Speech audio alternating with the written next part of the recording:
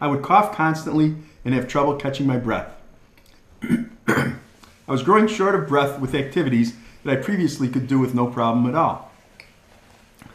I misdiagnosed myself for years, thinking I had asthma like my mother. The times I did go to a primary doctor with the cough, he would prescribe prednisone and send me on my way.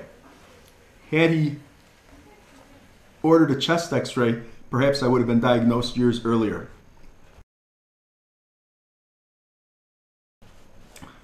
Prior to diagnosis, I had never heard of sarcoidosis. By the time I was diagnosed, I was feeling okay, but I was somewhat scared, knowing something was wrong, and relieved at the same time that they finally were able to put a name to it. In 1999, I went in for an open lung surgery in order to get the tissue needed to diagnose my symptoms of the sarcoidosis. During the open lung surgery, it was discovered that my pleural lining on the right side of my lung, was atrophied and stuck to the lung. So what normally would be a smaller operation turned into a lengthy one. In 2013, they discovered that the sarcoidosis had traveled to my heart. So while we were treating that, I took the family, went to Mexico on a planned vacation, came back, and I just wasn't feeling myself. The good news was we found out that the sarcoidosis in the heart was just older, dead scar tissue, and it was small, it had not grown, and it was not or is not active today.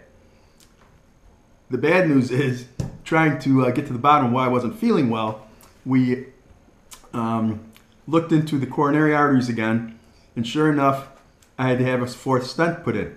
Did not improve the breathing at all, nor the way I felt. At the same time, we discovered I had blood clots in the lung. So we had to treat this as well. And while we were treating that, again, not feeling well, I ended up in the hospital in November of 2013 with what turned out to be a severe upper respiratory infection.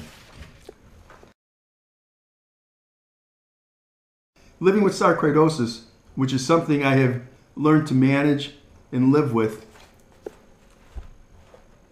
the physical changes, is not that bad. Perhaps more of a challenge is living with the emotional scars my life has taken.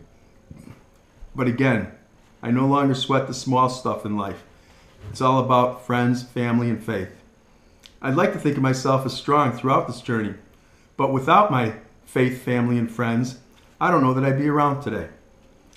Being affiliated with the Foundation for Sarcoidosis Research has allowed me to get to know other patients who have their own path to follow, but yet we all relate and support each other in our cause.